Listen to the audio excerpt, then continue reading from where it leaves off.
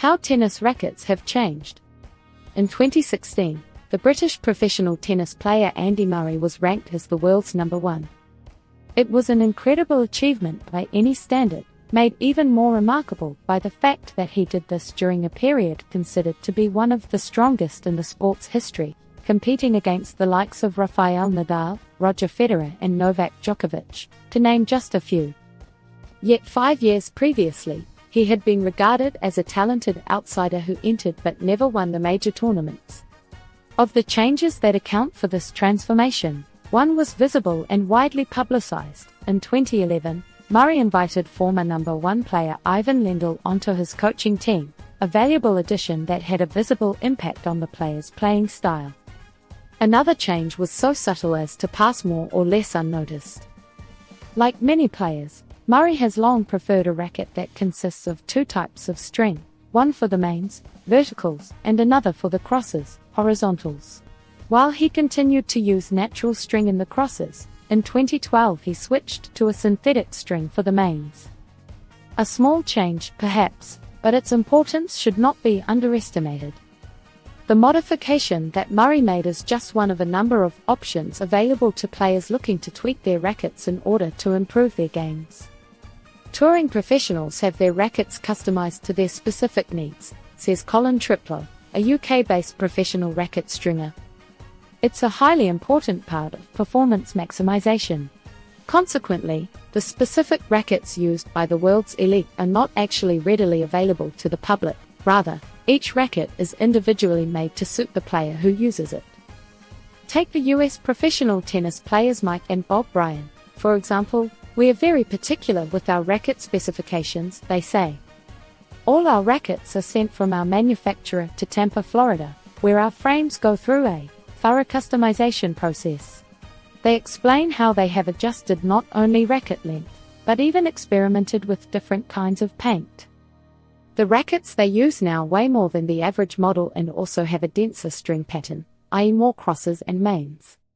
The primary reason for these modifications is simple. As the line between winning and losing becomes thinner and thinner, even these slight changes become more and more important.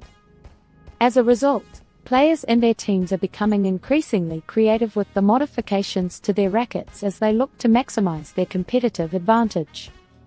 Racket modifications mainly date back to the 1970s, when the amateur German tennis player Werner Fischer started playing with the so-called spaghetti strung racket. It created a string bed that generated so much topspin that it was quickly banned by the International Tennis Federation.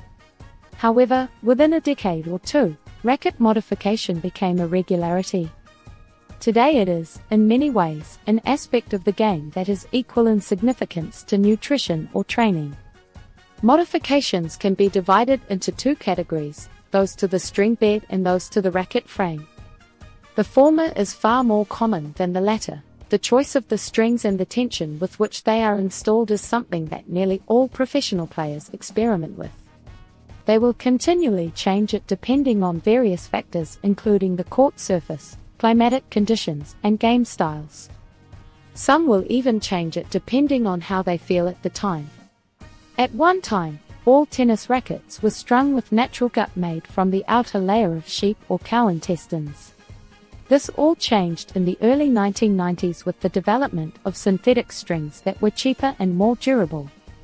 They are made from three materials: nylon, relatively durable and affordable; Kevlar, too stiff to be used alone; or copolyester, polyester combined with additives that enhance its performance. Even so, many professional players continue to use a hybrid setup, where a combination of both synthetic and natural strings are used. Of the synthetics, copolyester is by far the most widely used. It's a perfect fit for the style of tennis now played, where players tend to battle it out from the back of the court rather than coming to the net. Studies indicate that the average spin from a copolyester string is 25% greater than that from natural string or other synthetics. In a sense, the development of copolyester strings has revolutionized the game. However, many players go beyond these basic adjustments to the strings and make changes to the racket frame itself. For example, much of the serving power of US professional player Pete Sampras was attributed to the addition of 4 to 5 lead weights onto his rackets, and today many professionals have the weight adjusted during the manufacturing process. Other changes to the frame involve the handle. Players have individual preferences for the shape of the handle, and some will have the handle of one racket molded onto the frame of a different racket. Other players make different changes. The professional Portuguese player Gonçalo Oliveira replaced the original grips of his rackets with something thinner because they had previously felt uncomfortable to hold. Racket customization and modification have pushed the standards of the game to greater levels that few could have anticipated in the days of natural strings and heavy, wooden frames, and it's exciting to see what further developments there will be in the future.